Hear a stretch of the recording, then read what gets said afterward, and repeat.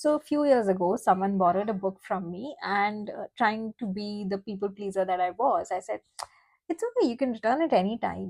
There's no rush, no pressure." And sure, they returned it after a very long time. After I asked them multiple times, and the book actually came back in a very bad condition. Then again, after a few years, someone else borrowed a book, and I said, "This is my favorite book. You better return this back on time."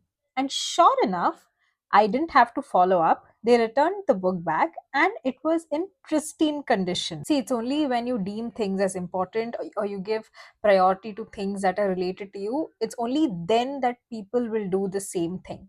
Now, for example, if someone borrows a dress from you and you say that, "Oh, this is a very stupid dress. I hate it. I don't wear it at all," they are also not going to value it. But if you say that, "Oh, this is my favorite dress, I love wearing it, I wear it all the time, it's so special," so automatically they will feel that responsibility to be careful about it, to take care of the dress and to return it back in a very good condition.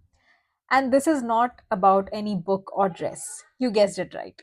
This is about the person that you are, the goals that you have, and the dreams that you have in your life. Look, if you don't perceive yourself as an important person, others will do the same. Because you know yourself the longest. So people think that, "Oh, he himself doesn't think he's good enough. Why should I think he's good enough?" You don't have to be narcissistic for this. You only have to know to set boundaries and say no where needed. And a big part of setting boundaries and priorities is by stopping being a people pleaser. Don't you think you've already spent enough years trying to please people and trying to put others above you and trying to give them more importance than you, your goals, and your life?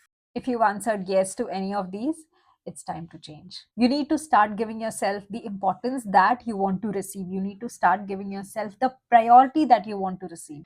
And I'm sure you'll come back and tell me how this has changed your life. It's time to step up and step ahead. Bye.